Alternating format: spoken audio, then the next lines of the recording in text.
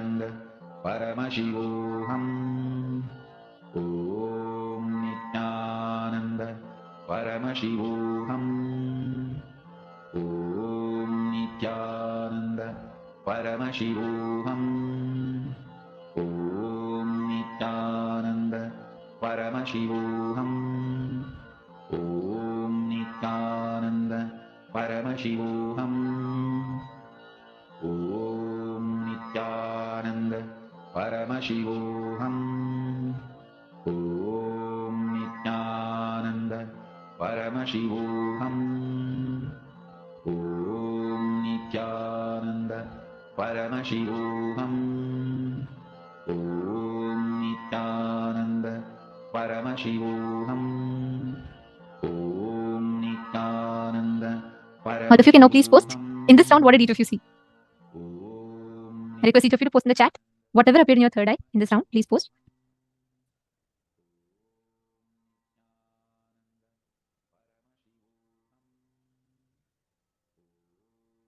See, whatever appeared, everything, catch the exact thought current as you saw in the previous round. Whatever thought current is stopping you, catch exactly that thought current and replace it with again and again the space of Parama Advaita. Take a few minutes. I request each of you to please post whatever you saw in this round.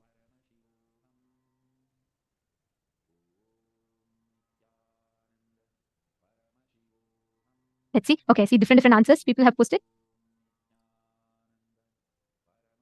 So you should not give. Okay, I see one thing. I see some of you are posting all the different diseases that you know. See, it should not be logic. It should not be logical. It should be you seeing whatever your third eye is showing. You should keep sharing that.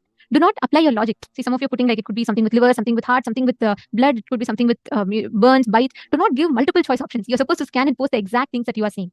See, one same medicine could be beneficial for multiple things. That is different. If you're seeing like Madonna in the last round, you precisely saw the entire list, exact every part that the medicine is useful for. That is amazing. But what I'm talking about is I see some of you putting this or this. It could be this or this or this or this. Don't do that. Okay, you don't guess, don't try to use your logic. When you use your logic, you'll only feel more underconfident about the manifestation. You'll feel like, oh, I was guessing it didn't really manifest. So don't do that to yourself. Okay, so now let's verify the answer. The exact medicine that I projected for you all was the plant called chameleon.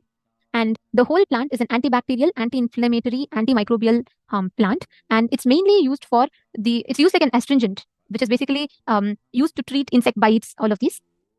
This is also used as an laxative. This is used for cancer, coughs, dysentery, and enteric and fever. These are the main source of the main uses of this medicine, and it is said to strengthen the immune system in the body. And it is used for snake bites and skin disorders. So these are the main things that it is used for. Okay, I saw many of you got the answer right. Firstly, one of you had posted, so I'm just trying to pull up the answer.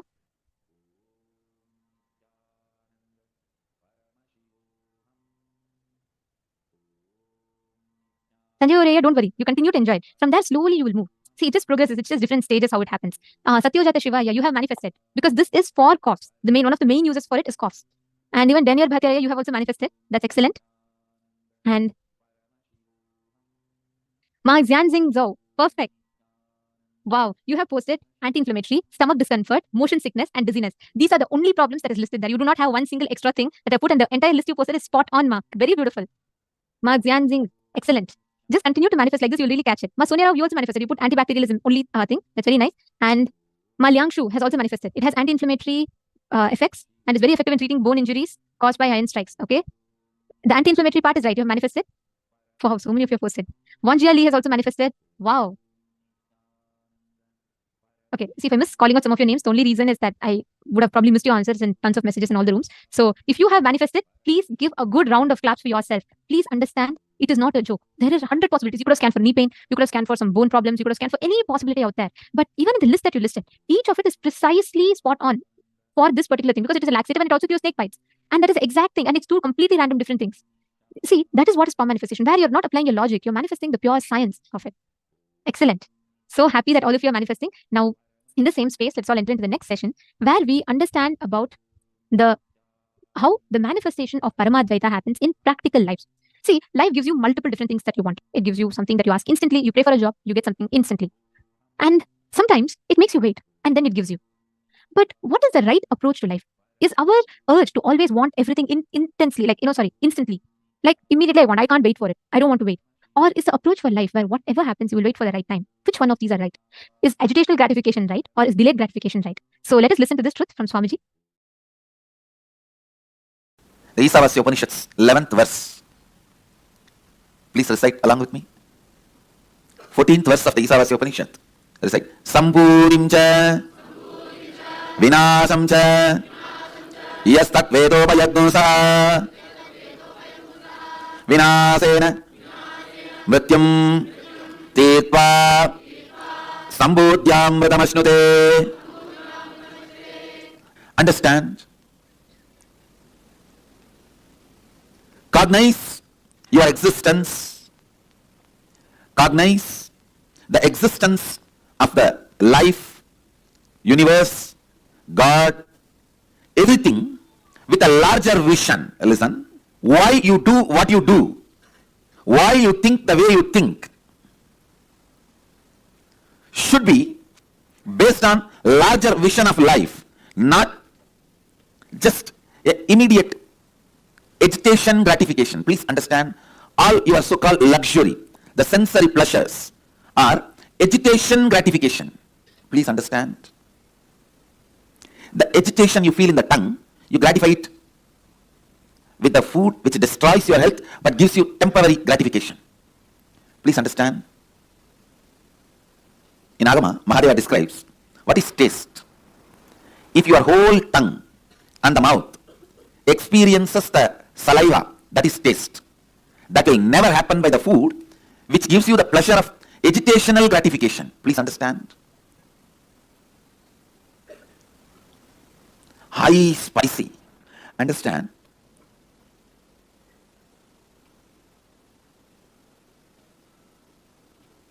These two words, agitation, gratification, delayed gratification.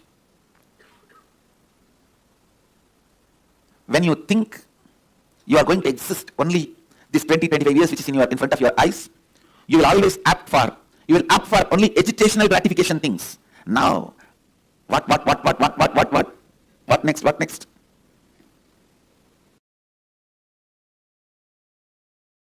See, I'll give you the science of parasite. Whenever you go through the intense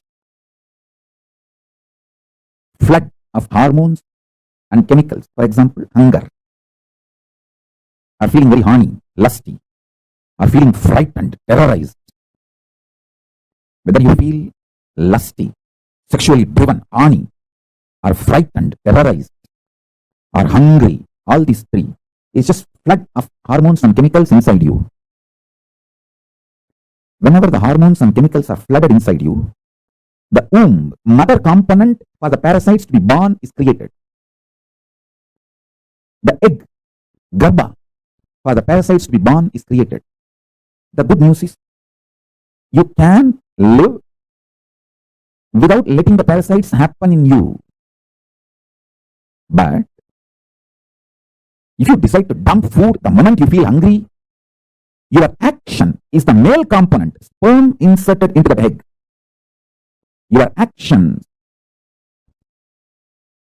going with the flow pattern of the hormones and chemicals in you, your actions are male component added to the female component, parasite is born. Your actions are the male component required for the parasite to be born in you.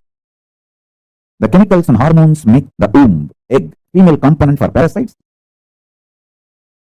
Your deluded actions, going with the flow of the hormones and chemicals, those actions are male component for the parasites to be born. When they both happen, when they both meet, parasites are born in you. Listen, never eat the moment you are hungry. Bring eating to a very clear, conscious flow. I give you the best practice. Eat only once a day. Listen to every line. Eat only once a day. At least within the next 6 months, come to this practice. Raise yourself. Eat only once a day. Keep everything you want to eat before the puja.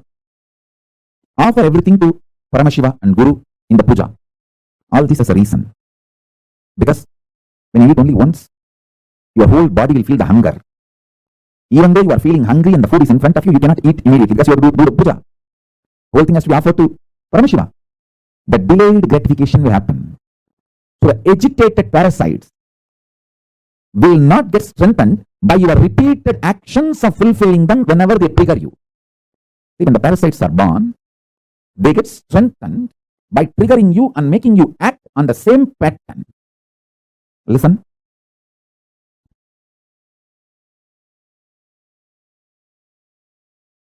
Only once in 24 hours you are going to eat means the whole body will be hungry. Even though the body is hungry, your parasites are triggered, and the parasites are triggering the not just anger, and the food is there in front, but you can't eat because you have to now do the puja and offer the whole thing to the deity. And finally you have to eat. The whole boiling, triggering of the parasite, the whole thing will happen and settle down. Your eating will not strengthen the patterns your parasites trigger in you. Delayed gratification will kill the parasites and the patterns triggered by the parasites. A person who does delayed gratification lives healthy long. Lives healthy long because the parasites in him can't trigger patterns in him. I tell you, don't think hunger triggers only the commands to get food and eat. No, the hunger triggers the kind of irritation which is responsible for almost every bad thing happening in the society. I tell you, 99% of the time people who are fighting are hungry, triggered by hunger pattern.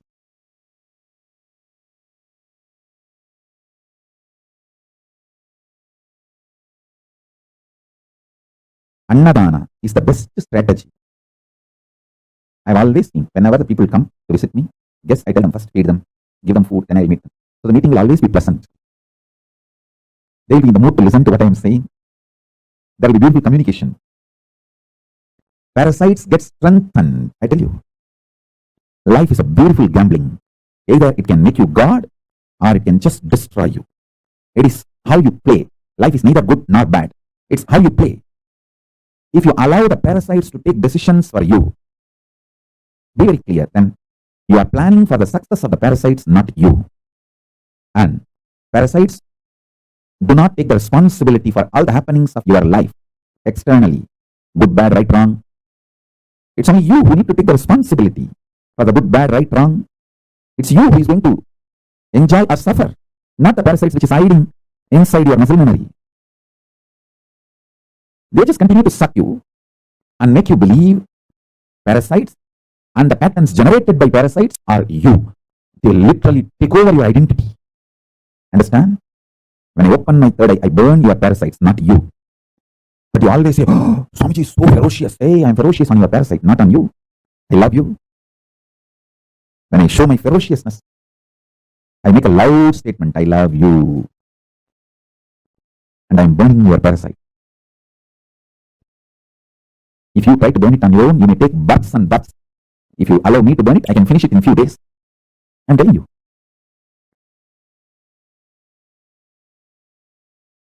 Make these simple things. Make one meal a day as a life. But also keep everything ready. The smell, hot food, fresh food. And naturally, all the patterns, parasites, everything will be triggered inside you. You'll be already hungry, and the smell of the food, but you can't eat because you have to do the puja now. Once you keep everything ready. The delayed gratification. So after the puja, if you eat, you will eat exactly what you need, how much you need. The whole process of eating will not tire you. It will empower you. I tell you, the most healthiest people who live for a long time, healthily, I have seen in my life. All of them, 100%. Whether my grandmother or Kanchi Paramacharya. My grandmother lived 103. Another one grandmother lived 106. My grandfather lived more than 90. And Kanchi Paramacharya lived 100 years. Just I think few months less than 100 years. All of them whom I have seen who lived long, all of them had one lifestyle. Less food or no food. Very less eating. They built the body systematically from the young age itself to live with minimum food, minimum quantity of food. Their food was very subtle, like breathing or liquid. Paramacharya will fast for days continuously. In my family, everyone lived quite a long time. Other than my father, everyone lived such long number of years. Because all of them had this habit of fasting for Paramashiva.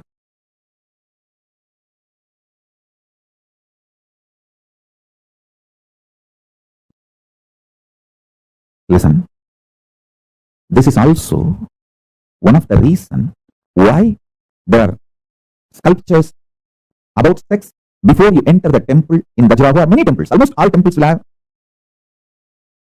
sexually explicit sculpture before you enter the temple. It's like delayed gratification. You come to the temple. There are multiple reasons. One, that is the way the proper right sex education was preserved and presented to generations in Hindu tradition. And second, you are sexually triggered, but you can't act out. Now you have to go to the temple inside and do puja. Even if you are in a hurry, it will take hours.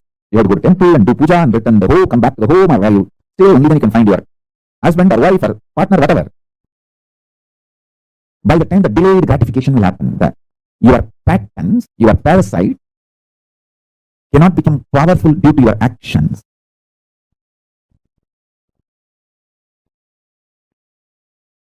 If you listen to my instruction and practice only one meal a day, that also all the food you are supposed to eat, you will keep it ready and start the puja. By the time you start the puja, literally all your parasites will be triggered, microbes will be triggered, they will all be passing commands inside you. Hey, do this, and everything will be triggered, but you are silently supposed to sit and do puja. Bhadyam samarpayami. By the time you finish the puja and start eating, all the patterns will settle down, and beautifully the delayed gratification will happen. Your eating will not strengthen your parasites, microbes, and the patterns triggered by them. If you understand this, you will also understand why the sexually explicit sculptures outside the temple. Because when you see them, you'll be triggered, but you can't act now. You have to go inside the temple and do puja. So the parasite and the patterns triggered by parasites will just melt down. Your action will not strengthen the parasites and the patterns triggered by the parasite. This will empower you. This will empower you. To be energetic, you don't need to eat whole day. What is eaten whole day is junk food. That is not the food for energy or health. To be healthy, just that 1 or 2 meal, clear diet, vegetarian, uncooked, sattvic food is enough. But the diet should be with a clear rule and regulation. Same way, to be enlightened, you don't even need to do whole day spiritual practices. Just the right cognitions, awaken the right cognitions inside and install them, invoke them. Please understand. Now the truths I am teaching, if you invoke them inside your being, they will be making peace inside you eternally. The deepermost part of the cosmic consciousness is peace.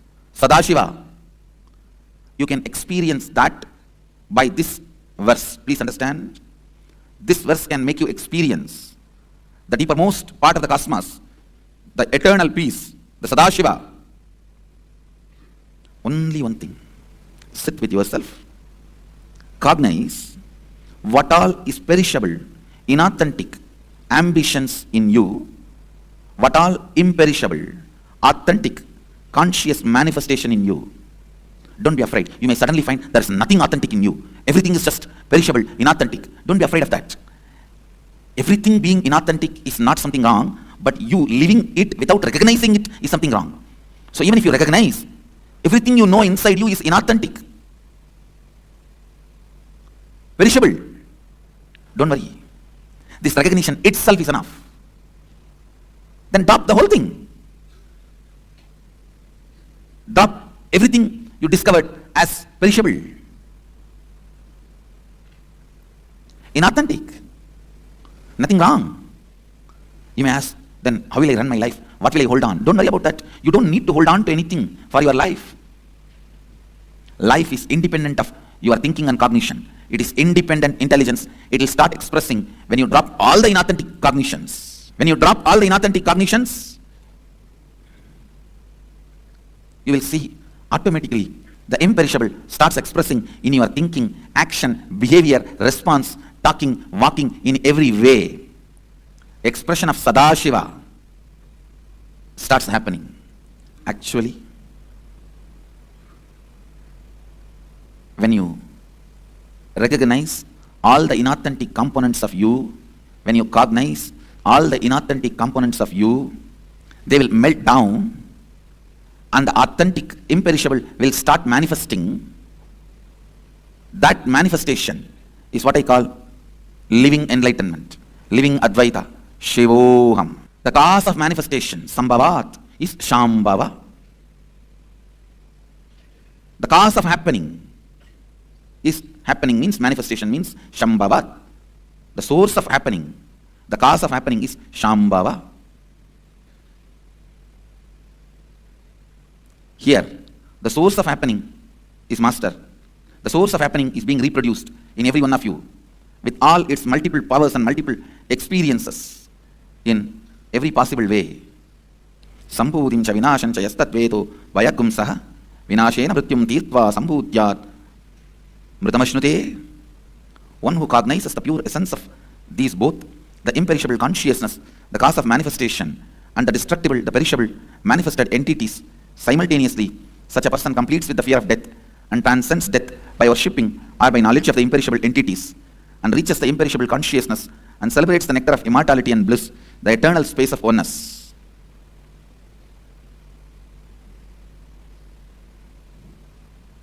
Celebrate the imperishable. Celebrate the eternal.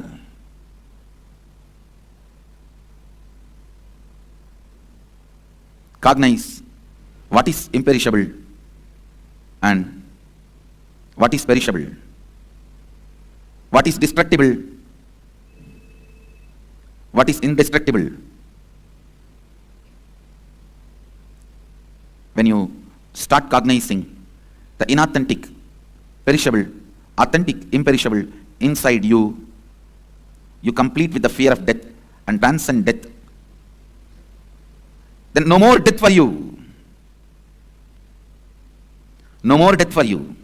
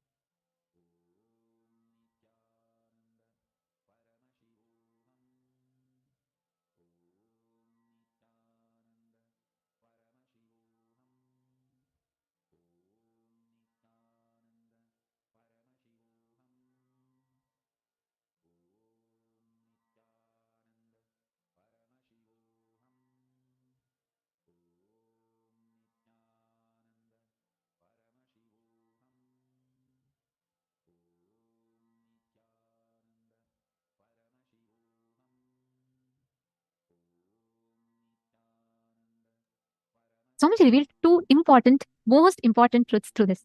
One is agitational gratification, and the second being delayed gratification. For all the things that life presents to us, we have these two choices. How do you choose to respond to life? Do you choose to respond to life with agitational gratification, means the pleasures which agitates you and then gratifies you, or do you choose delayed gratification? Can I request all the participants to please take a few minutes and post what you understand as agitational gratification and what you understand as delayed gratification? Can I request each of the participants to please post?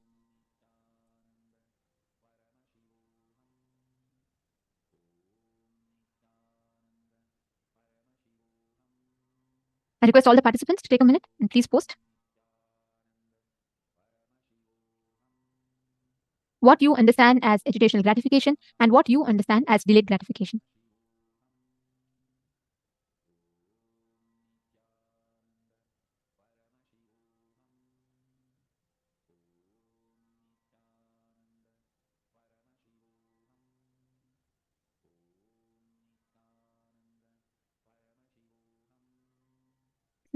See, the agitational gratification and delayed gratification are two of the most important factors for us to understand.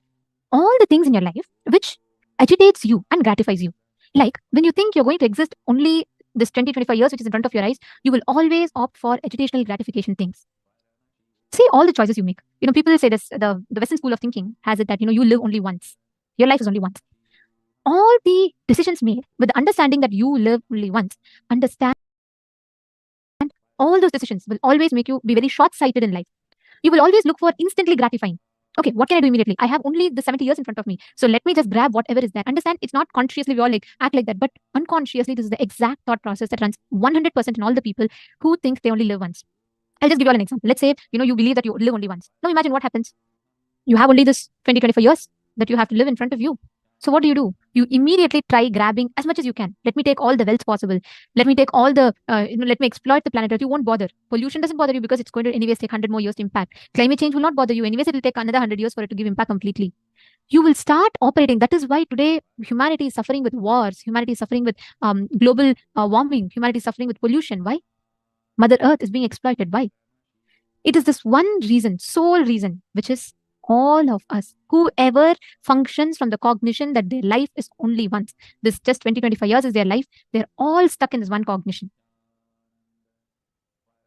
Agitational gratification is where you get agitated and you gratify yourself. You're constantly agitating your patterns and then you're gratifying. But this, what happens is you're very narrow-minded. You're very short-sighted in life. Even your thinking is very narrow-minded. It becomes narrow-minded at that point in time. We simply refuse to take anything else into cognition and we operate in life out of that. So please understand, all agitational gratification in life functions from this one basic fundamental principle. Next is delayed gratification. In Hinduism, we have this thinking where it is not just once or twice. We believe in janmas, births and deaths. Each of us are born with a purpose. We all live with a purpose. And each of us are going to be born. Like whatever is your karma, your duty, you're born, you're going to be born again to fulfill that in the next birth. Like this, just because of this one cognition, you will not be able to exploit planet Earth because even now if you leave the body, next birth you have to come and live in the same place. So you better not exploit. I am just giving a very, very vague, I should say very gross example of the impact of what this thinking is. In so many different levels, it has different impacts in us. Understand, all decisions you take out of agitational gratification. Today, go to the food industry. The whole advertisement that you see about your favorite restaurant, they agitate your taste, they agitate your senses and gratify you. Means as soon as you enter the restaurant, what do you see? The delicious smell, the catchy pictures of the food. And then the menu card displayed so beautifully, like, the photos of the food that they put. It's so yummy. The smell is so yummy. In all the different ways, they capture your senses. By the time it comes, you're already agitated. The saliva is there in the mouth. You're waiting to eat it. The moment it comes, it gratifies you. That is why today so much of obesity is there. Why? Humanity runs based on agitational gratification. We don't bother what that burger is going to do to your body, how long it is going to sit. No. Instantly, does it gratify you? Yes, if then take it. Understand, the smoking cigarette box will have it clearly written, smoking causes cancer. Still, people go pay money and buy it. Why? It's the exact same thing. Agitational gratification.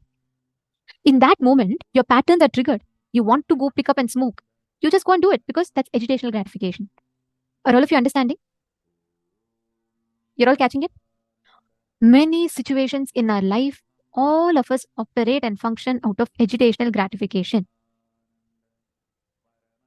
Jennifer Poirier has posted, agitation and excitement inside us which pushes us to act with impulse is agitational gratification because of the unfulfillment, delusion of separation. Beautiful. True. Most important theme, it is the half understanding with which we see or function in life. Our decisions in life is always based on our patterns. Let's say if you strongly believe wealth cannot be there for you,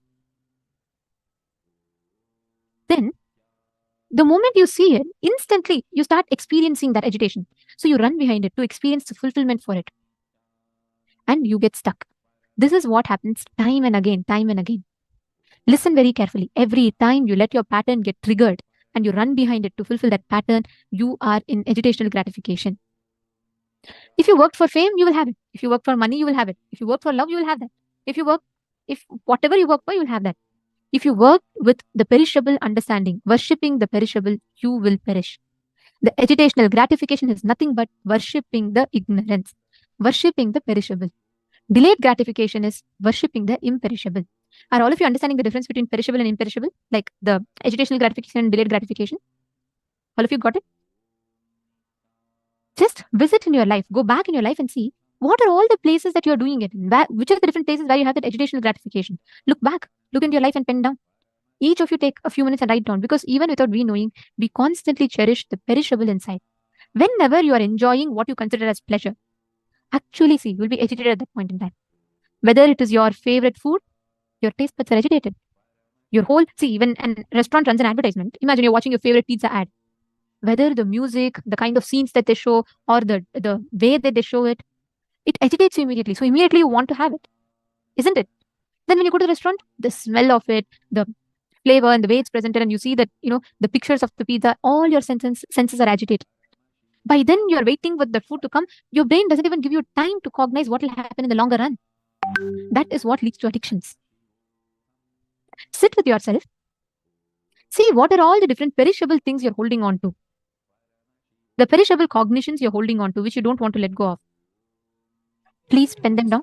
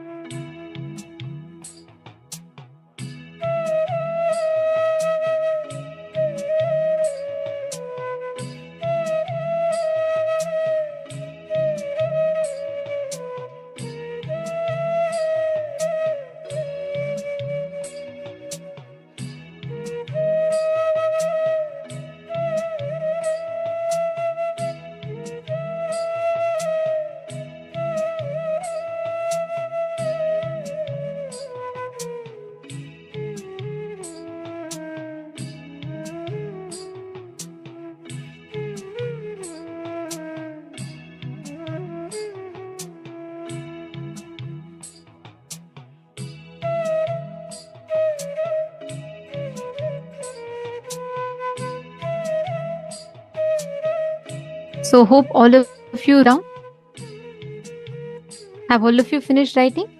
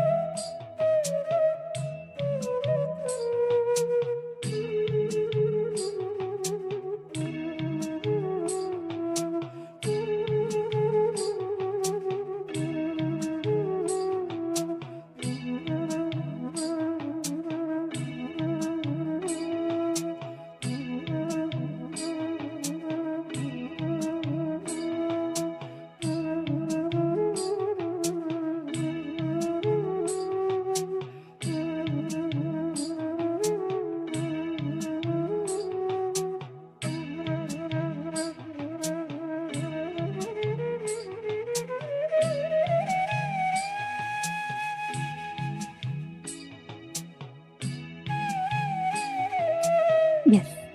Now, the moment you understand this, see, even for power manifestation, it is this exact same principle that we need to apply.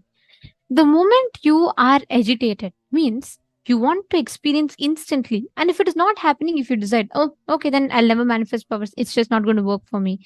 That is not the right approach. Delayed gratification is the right approach even for manifesting powers.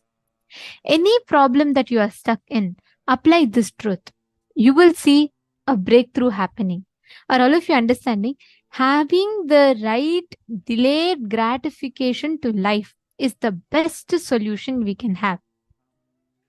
If each of us understand this principle, if each of us understand this truth, we will manifest a very beautiful breakthrough in life.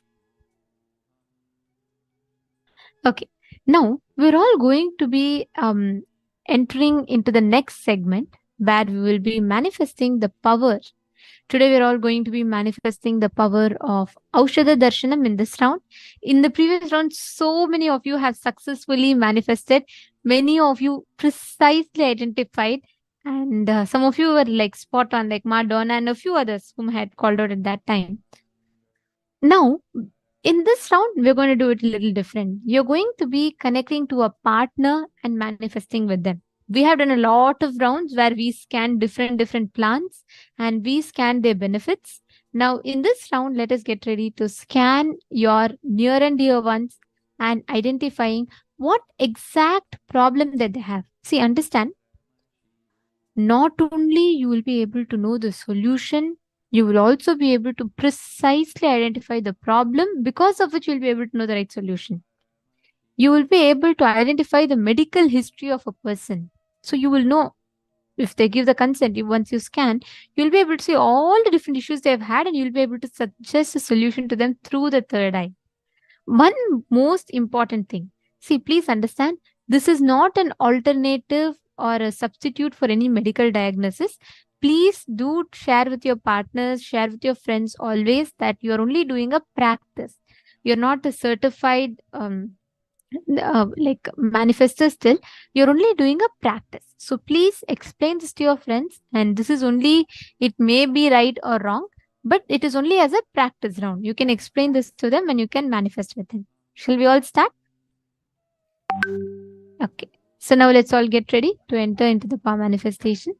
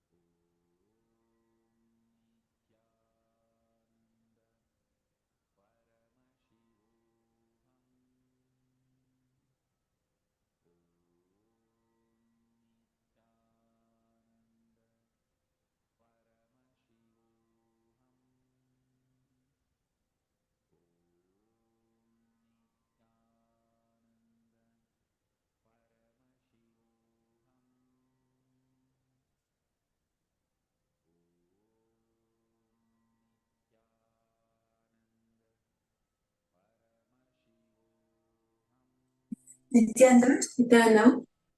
So now we are going to be entering into the power manifestation. So just before that, let me set the context. So now just holding the cognition that Swamiji gave us in satsang, that delayed gratification and agitated gratification, right? When we have the connection with our body by practicing one meal a day and doing puja and all the techniques that Swamiji gave, then we'll see that we will have more delayed gratification instead of agitated gratification. And that and we'll have more gratification. We would have a healthier and more connection with our body. And you see that the more completion and more oneness you have with your body, you're able to connect and you're able to identify and see everything which is going on in your body and other people's bodies also.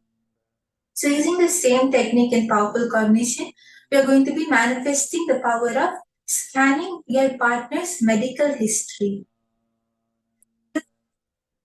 I request everyone to just hold this cognition that yes, I'm going to have delayed gratification in my inner space and I'm going to complete with any agitated gratification which is there. Means anything which you're impatient to do, whether you want to eat or whatever you want to go and do. If you're having the agitation in it, if you're having the impatience in it, just complete with that and have the full complete space of delayed gratification. And you'll see that when that happens in you, when that space shift happens, you'll see how beautifully Swamiji also flows through you.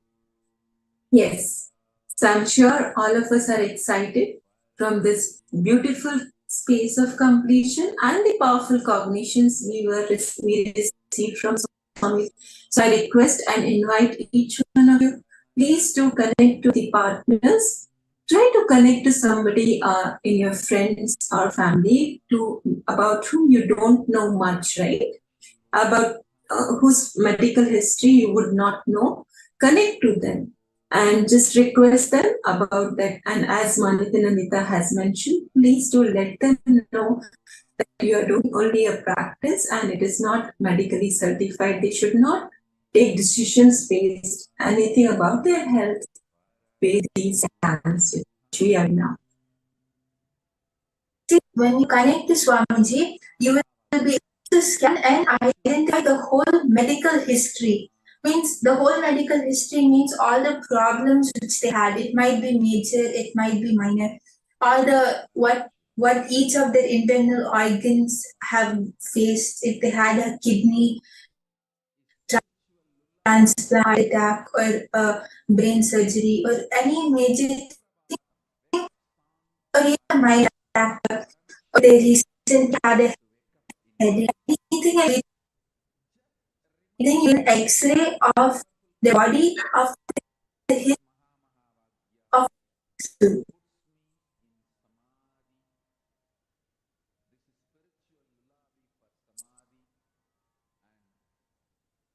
Suprabhatam, wake up song for Paramashiva in me, for Paramashiva to manifest. With this one spiritual powerful cognition, chant this Mahavagya.